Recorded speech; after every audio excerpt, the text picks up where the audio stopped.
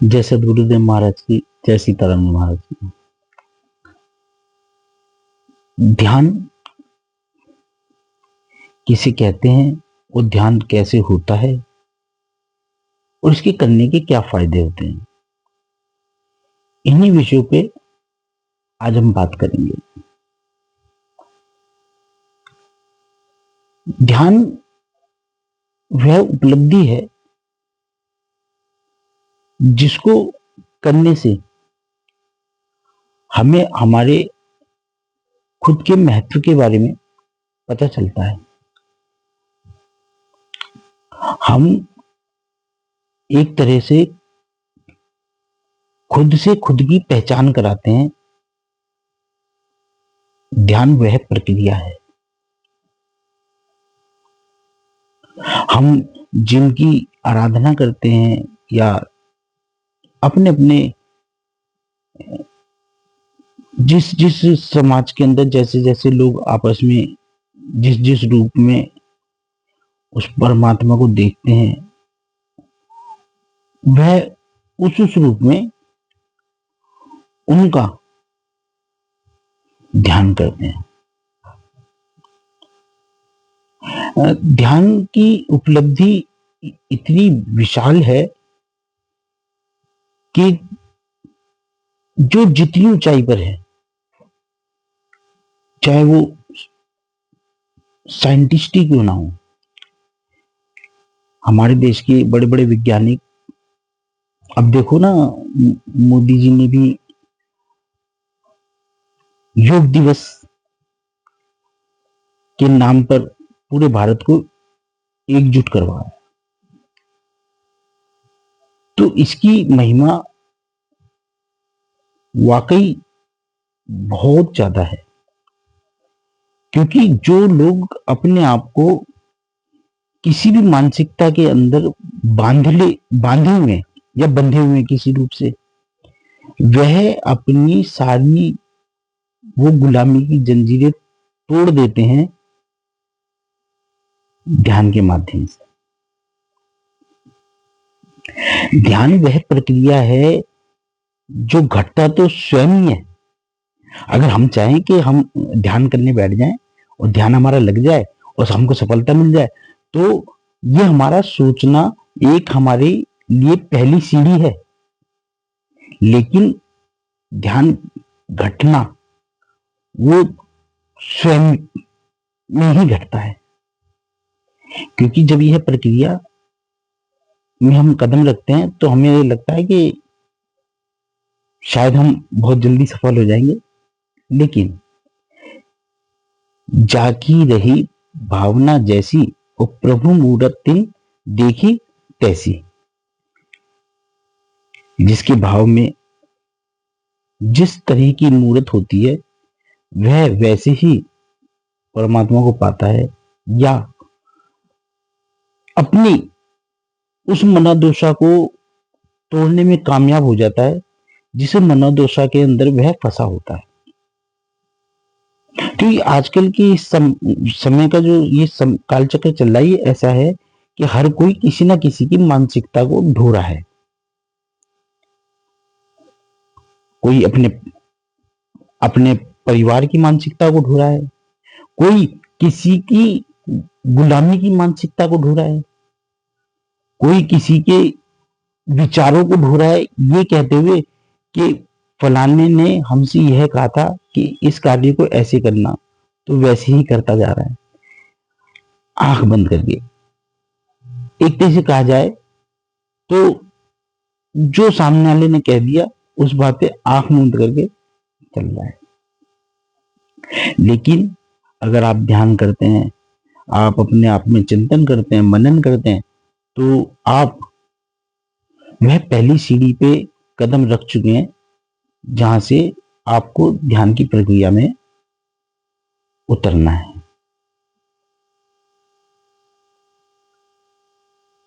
मैंने पहले भी वीडियो में कहा था कि मैं कोशिश करूंगा कि सरलता हो, जिस बातों में सरलता हो।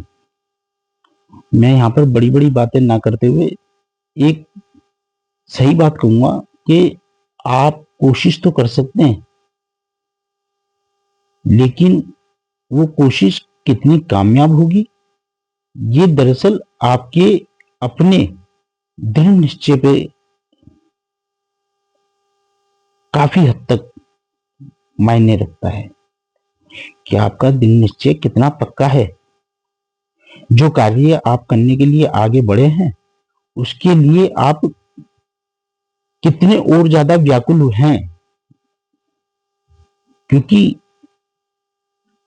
हम किसी भी कार्य को करने के लिए कोशिश तो कर सकते हैं, लेकिन जब तक हमको उस प्रक्रिया का पता ना हो, तब तक हम व्यर्थ की बातें तो बनाएंगे, लेकिन वह कार्य में उतर नहीं पाएंगे।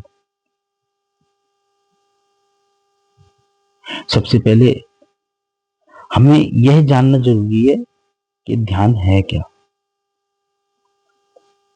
तो यहां पर मैं ये कहूंगा कि ध्यान वह चिंतन है जिसमें हम खुद ही से खुद को पूछते हैं कि तू कौन है, और जो भी धरती पे आ रहा है अपना नित्य कर्म करते हुए, जिसकी जैसी व्यवस्थाएं, उस व्यवस्थाओं को जी करके, और एक अपनी आप में एक भौतिक जीवन में एक उपलब्धि पा करके उस संसार को छोड़ के जा रहा है। और वही कर्म हम दोहरा रहे हैं, हम भी वही कर रहे हैं। तो क्या यही जीवन है भाई? खाली खाली इसी वजह से तो हमको जीवन मिला नहीं होगा। जीवन में हम अपने आप में कितने बड़े बदलाव कर सकते हैं, क्या बड़ा कर सकते हैं, यह मायने रखता है हमारे अपनी सोच के ऊपर। यह मायने रखता है हमारे अपने दिमाग के ऊपर। लेकिन दिमाग सही कार्य कब करेगा? जब आपने हर तरह की विचारधारा से खुद को अलग करके अपनी विचारधारा पे चलना होगा। आपकी खुद की विचारधारा कैसी है, उस बात पे ज्यादा जोर दिया जाता है इसमें। क्योंकि अगर आपकी विचारधारा से आप चल रहे हैं तो आपको काफी जल्दी ध्यान लग जाएगा। लेकिन अगर आप किसी की मानसिकता को ढो रहे हैं, आप किसी विचारों पे खुद ही समर्पण कर देते हैं, तो आपके अंदर मंथन होगा। उन सभी बातों का मंथन होगा जो बातें आपने जीवन में जी, या जिसका कहना मान के आप इस प्रक्रिया में उतरे हैं, उसने आपको किस रूपरेखा से इस प्रक्रिया में उतारा, उन सभी बातों का मंथन होगा। और अगर मुझे मंथन होने लगे, किसी प्रकार का अध्यात्म की तरफ से चिंतन होने लगे, तो आप बहुत भाग्यशाली हैं। क्या आप अब दूसरी सीढ़ी पे आ चुके हैं, दूसरी सीढ़ी पे आ चुके हैं।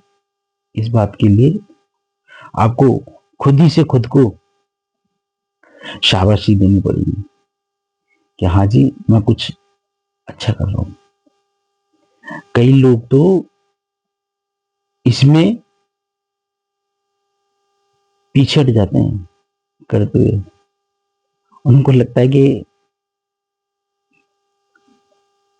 ये पता नहीं मैं क्या क्या, डर सा महसूस होता है। दरअसल डर वह आपका स्वयं के किए हुए कार्य हैं, वो आपके खुद के कर्म हैं जो आपको दिखते हैं। और जब आप उन कर्मों को देखते हो तो आपको डर की अनुभूति होती है। कभी कभी तो ऐसा महसूस होता है कि जैसे पता नहीं आपके साथ क्या घटित हो जाएगा। लेकिन अगर आप परमात्मा का ध्यान करते हुए अपने, अगर आपने कोई गुरु मंत्र ले रखा है तो उसका जाप करते हुए, या अगर आपने गुरु मंत्र नहीं भी ले रखा तो तब भी आप चुपचाप शांति से खुद के अंदर उतरने को ही ध्यान कहते हैं। खुद ही से खुद के अंदर उतरने को ध्यान कहते हैं। यह जब कार्य हम करते हैं तो जो भी हमारे डर होते हैं वो स्वयं ही नष्ट होने लगते हैं, और हमको यह पता चलता है कि हमने जीवन में आगे क्या करना है और किस तरह से करना है। क्योंकि अगर आप ये पारदर्शिता मिल जाए कि हमें क्या करना है और किस तरह से करना है, तो जीवन आसान हो जाता है। किन कामों से बचना चाहिए, क्या काम नहीं करना चाहिए और क्या काम करना चाहिए, इन बातों की पारदर्शिता, कैसे लोगों के साथ में बैठना चाहिए, कैसे मैं तो ये कहूंगा कि अगर आप ध्यान करते हैं तो आपका खुद ब खुद संगत बदल जाएगी। पहली बात तो अगर आप गलत संगत में बैठते हैं तो आपका ध्यान नहीं लगेगा, क्योंकि जैसी संगत होगी वैसी रंगत होगी। संगत अगर अच्छों के साथ रखोगे तो अच्छे विचार आएंगे,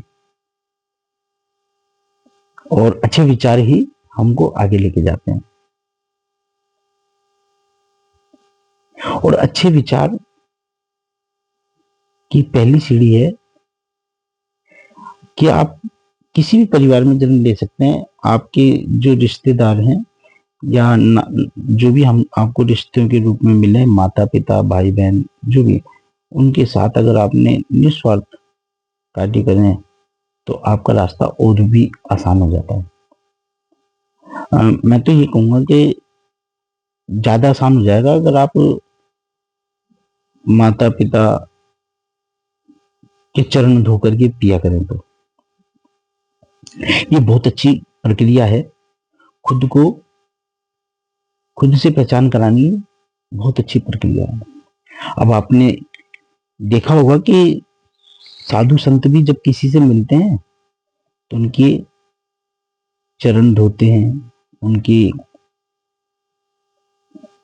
हार फूल से स्वागत करते हैं, और एक दूसरे से ऐसे मिलते हैं जैसे एक भक्त अपने भगवान से मिल रहा हो। तो जो भी आपने, जिनको भी आप भगवान मानते हैं, उनको कहीं तो खोजना शुरू करोगे, तो पहले माँ बाप ही आपके भगवान हैं। तो मैं तो यही कहूंगा कि अपने को शुद्ध करने के लिए, ये कोई ऐसी कोई बड़ी प्रक्रिया नहीं कर बताई जिसके अंदर ज्यादा पैसे खर्च हो जाए। सिर्फ खुद को शुद्ध करने के लिए, खुद के मन को शुद्ध करने के लिए अपने माता पिता के चरण धो के जरूर पिए। इससे आगे की चर्चा हम अगली वीडियो के अंदर करेंगे, और मैं कोशिश करूंगा कि हर वो सरल से सरल बात बता सकूं। बड़ी बड़ी बातें तो मैं बताऊंगा नहीं, क्योंकि बड़ी बड़ी बातें खुद महसूस, तो प्रक्रिया किसी की कैसी ही कठिन हो सकती है, परिस्थिति कैसी भी हो सकती है, तो मैं तो यही कहूंगा कि इसमें उतरने में ही फायदा है। किनारे पे बैठ के अंदाजा लगाने से बेहतर है कि समुद्र में कूद के देख लिया जाए, लेकिन आसपास भी देख लिया जाए कि कोई हमको तैराक बचाने वाला है कि नहीं, कभी समुद्र में यूं ही कूद पड़े। क्योंकि हम कहीं भी जाते हैं तो समुद्र के आसपास, तो वहां पर आसपास में तैराक जरूर होते हैं, तो जब भी कूदे तैराक आसपास में हो ज्यादा बेहतर रहेगा। मिलते हैं अगली वीडियो में। जय सिया राम। और इसको ज्यादा से ज्यादा लाइक करें, शेयर करें, कमेंट करें, और वह सब कार्य करें जो मैं बता रहा हूं। बहुत फायदा मिलेगा अगर इस प्रक्रिया में आगे बढ़ना है तो। जय सिया राम।